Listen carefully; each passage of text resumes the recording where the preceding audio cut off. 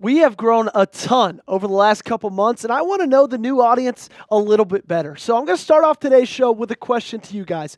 Who was the quarterback when you became a Ravens fan? Was it Lamar Jackson? Was it Joe Flacco? Heck, was it Vinny Testaverde all the way at the beginning of time? Let me know in the comment section down below, and we'll get started with today's show.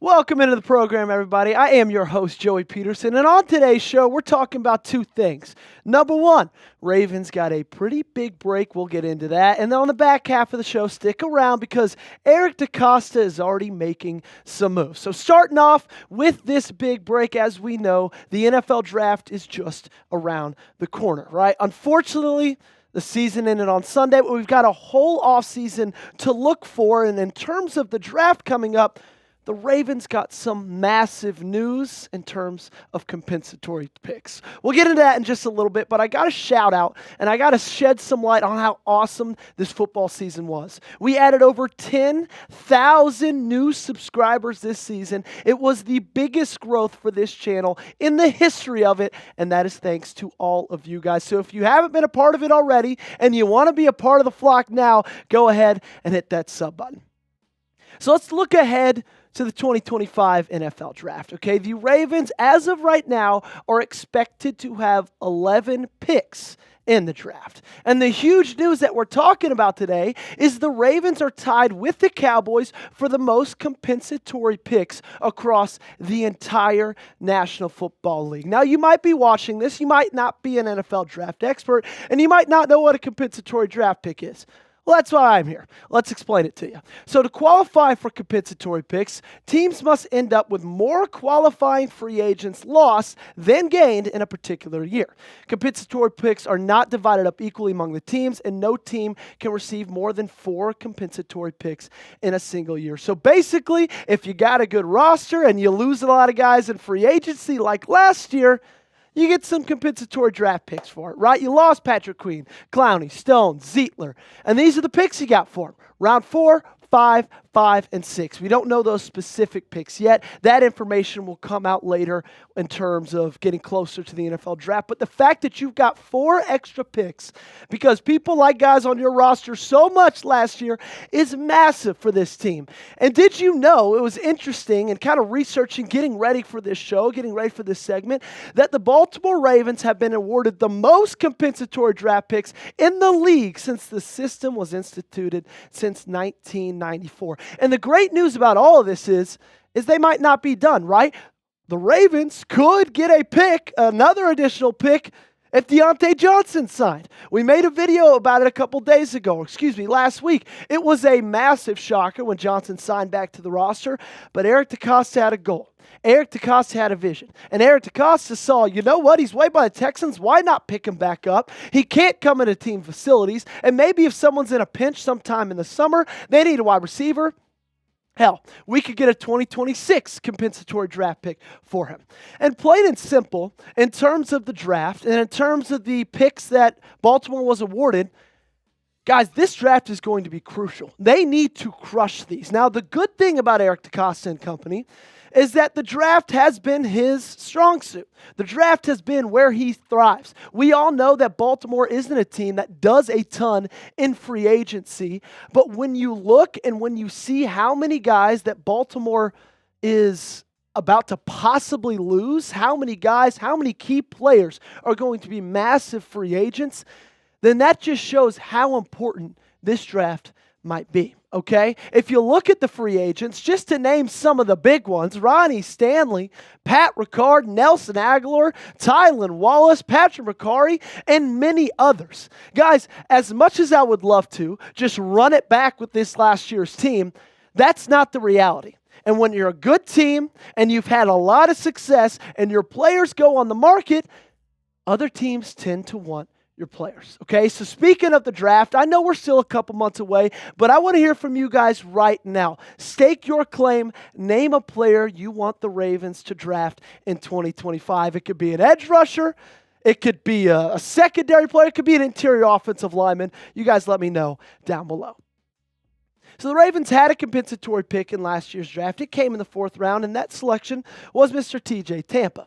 Unfortunately, like we talked about the Ravens needing to crush him this year, I don't want to speak too soon because there's a lot ahead of TJ Tampa in his career, but you see the stats: 4 tackles, 0 ints, 0 pass breakups, barely played in the entirety of the regular season, and as a 4th-round pick, you would like a little bit more production. And speaking of that 2024 NFL draft, you could see at the top, this class was incredibly top-heavy for Baltimore. First 2 rounds, absolutely crushed with Nate Wiggins and Roger Rosengarten. Those guys are starters. Roger Rosengarten was one of the best rookie tackles in the National Football League.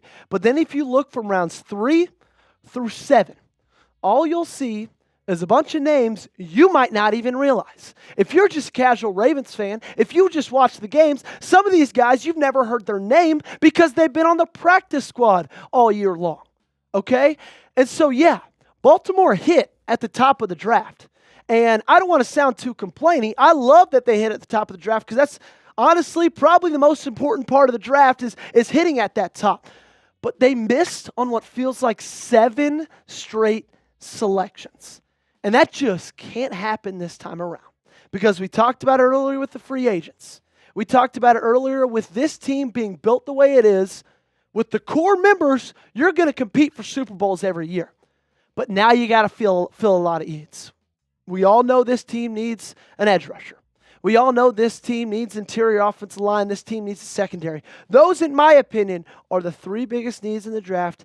Heading into it, and hopefully those 4 compensatory picks and those 11 overall picks, which is absolutely massive, hopefully those can go to filling those needs, okay? If you are excited for this Ravens offseason, I want you to do something for me, and that's like the video, okay? I know we're still heartbroken. I know we're still sad about how Sunday night ended, but guys, come on. We got a lot of exciting things to look forward to over the next 7 months for the 2025 Super Bowl run. So next up, we got some roster moves that you need to know. Eric DeCosta, John Harbaugh, the entire front office, they've been cooking things up over the past couple weeks. We'll get into that in just a little bit. But before we do, I got to give a shout out to the friends and our sponsors of today's video. Those are our guys over at Game Time. It is the best place to go. It's the only ticketing app I have in my phone. That's because it's the best seats, it's lowest prices, and it's all guaranteed. And you know what, guys? It is playoff time, and I can promise you there is nothing that can quite compare to the rush and excitement you feel watching your team win a playoff game, either at home or on the road. And if you want to have that memory for the rest of your life, that's where Game Time can help out. The connection you feel to your team, city, and fellow fans around you in those electric playoff environments leads to bonds that last a lifetime. Game Time has an awesome new feature. It's called Game Time Picks, and that makes getting tickets to see our favorite teams play live even easier. Game Time Picks filters out all the fluff, shows you only incredible deals on great seats, so that way you don't have to waste time searching through thousands of tickets. Guys, there's so many things I love about Game Time, but I'm going to talk a little bit about the views from your seat. I can't tell you how many sporting events I've gone to, and I sit in my section, I get in my seat, and there's like a high railing in my way. There's a pole in my way. There's an extended press box, something like that. And I'm sitting there thinking, you know what? I wouldn't have spent all this money on a ticket if I would have known I can't even see what's happening. And that's the great part about Game Time. You could see exactly what you'll be seeing from your seat before you even buy the ticket. So head on over to Game Time right now, create an account, and use code CHATSPORTS for $20 off your first purchase. Terms apply. Again, create an account and redeem code CHATSPORTS for $20 off. The link to this promo is in the comments and description of today's video. Download Game Time today. What time is it? It is game time. So on the second half of today's show, we're talking about the Ravens signing 9 players from the practice squad to reserve/future contracts. Now, I'm using a lot of big words in today's episode, so if you don't know what reserve or future contracts are, I got it for you right here. Reserve future contracts are given to players who are not on a 53-man roster, preventing them from negotiating and signing with another team. So basically they're saying, you know what, we want you guys to compete for a chance on our 53-man roster come the summer, right? These are all the guys that they think have a chance to make the roster when roster cutdown day is later than August. Let's look at the 9 that they signed this week. Devin Leary, Malik Cunningham. I'm going to take a second to talk about our main man, Dayton Wade. If you've been around the channel since August, you know that in the preseason, I absolutely loved Dayton Wade. Dayton Wade was a guy I wanted to get a roster spot. I thought he deserved a roster spot. They went with Deontay Hardy over him. Then Deontay Hardy played maybe 7 snaps the entire season, but he was electric during the preseason. 7 catches, 99 yards, 1 touchdown. He had that awesome long touchdown run where he hit absolutely burned the corner. And you know what? I know you're looking at the yards, and I know you're looking at only 1 touchdown, 3 games, saying, was he really that good? But guys, Devin Leary was throwing him the freaking football. Let's go back to that list and see the other guys that are signed and have a chance to make the roster in 2025. Zaire Mitchell-Payton, Corey Bullock, Darian Dalcourt, C.J. Ravenel, Adediah Odoleye, and William Kwenku.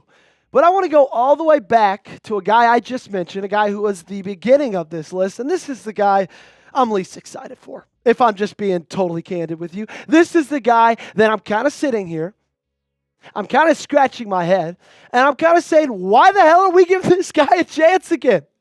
I mean, look at this. Preseason, 53.6% completion percentage. Guys, I think I could do better than that. Sorry, I do. Okay, 53.6% is abysmal. 0 touchdowns, an interception, and a 31.1 quarterback rating. Okay, Devin Leary is not the future of this franchise. Devin Leary is not the future of any franchise. Hell, Devin Leary, I don't think is going to be a backup quarterback for any franchise in the future. So in my opinion, I know this isn't anything to be crazy upset about, but why take up his spot for a guy who you think might have an actual chance to make a roster? Because I don't think Devin Leary does, okay? He has a sleeve. He's all tatted up. That's all well and good. But at the end of the day, nobody cares about that. It's can you throw a football, and he can barely do that, okay? Let's talk about the practice squad players who didn't sign, though. Anthony Miller came in a little bit as a surprise because he freaking just caught a pass in a playoff game. Didn't sign to the future. Keith Kirkwood, Kadir Ismail. I want to talk a little bit about Kadir because he was a fan favorite during the preseason as well, right? He's got the entire history in the Baltimore Ravens organization with his dad. So he will need to pass a physical after having season-ending foot surgery, and then he's likely to get signed to a futures reserve deal. So he isn't signed as of right now, but I think he will be soon after he passes a physical. But anyway, if you go back to the list and you look at all these names, Salah's the guy we got to know pretty well, Scotty Washington, and then you got some others, and none of those names really ring a bell. Chris Wormley, Josh Tapuo, Desmond King, Anthony Kendall, because guys, at the end of the day, and I hate that this might sound harsh, but this is a business, okay? And the reason they call it the not for long league, because in reality, these guys won't have a very big impact. Even if they were signed to reserves or futures deals, they probably wouldn't have ended up making the roster just like they did this year, okay? So now all of those guys can be officially free agents this summer, and they can have a chance to latch onto a team who they can actually have a chance to make a roster. And so I think it's a win-win for everybody. Those guys got a chance to make their dreams come true, and Baltimore doesn't have to worry about having them compete for a roster spot. So let's go back to Dayton Wade for a second. Take a guess for me. Does our man make the 53-man roster in 2025? Give me a yes, give me a no in the comment section down below, and let me know. Thanks so much for tuning in, everybody. I really do appreciate it. This has been an awesome week. I know the playoffs are over as of Sunday, but we're only ramping up the coverage as we get into the offseason. To never miss a moment, make sure you hit that sub button.